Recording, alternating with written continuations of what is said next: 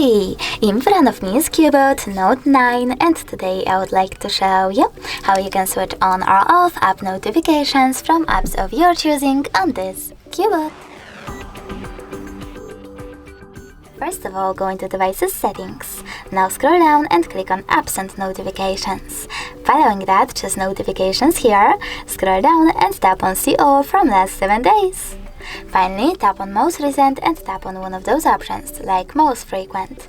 Then click on the switcher next to an app from which you want to disable notifications from, like Google Play Store. As you can see, all notifications from Play Store are now off, but you can always turn them back on by choosing the same switcher. If you wish to, you can always just click on one of your apps instead and manage all notifications from here. Thanks so much for watching. If you enjoyed this video, don't forget to leave a like, comment and subscribe. Bye!